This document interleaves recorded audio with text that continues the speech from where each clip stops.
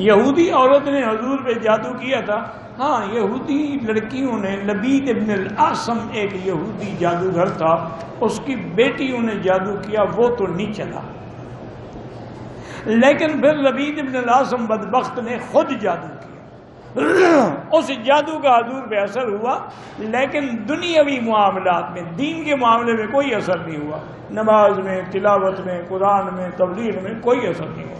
لیکن دنیاوی معاملات میں ہوا کہ آپ کو بھوک نہیں لگتی تھی، کبھی کھانا مانگتے نہیں تھے، کسی نے رکھ دیا تھوڑا سا کھا لیا، نہیں رکھا تو نہیں کھایا.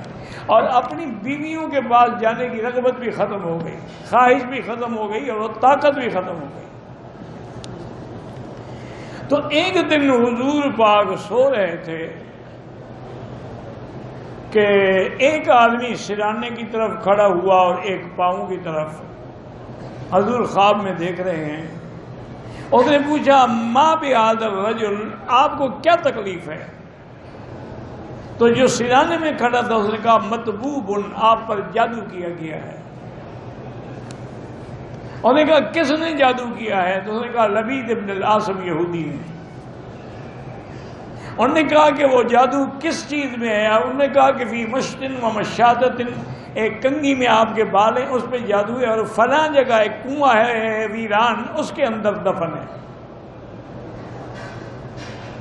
حضور کی جب آنکھ کھلی اور معوذتین بھی نازل ہو چکی تھی، حضور نے حضرت علی کو لیا، صحابہ کو لیا، اس کنویں پہ پہنچے. آپ نے خود بھی عائشہ کو فرمایا کہ اس جگہ میں جب گیا نا، کھجوریں ایسی ٹنڈ بونڈ تھیں کہ انہم رؤوس الشیاطین، جیسے شیطانوں کے سر ہوں.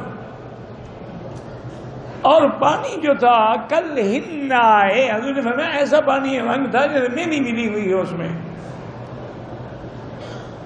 حضرت علی اترے کنویں میں، اور کنویں کے نیچے جو لکڑی کا رکھتے ہیں نا، وہ کنویں کی اس دیوار کو مضبوط کر، اس کے نیچے سے جب نکالا تو وہ کنگھی ملی.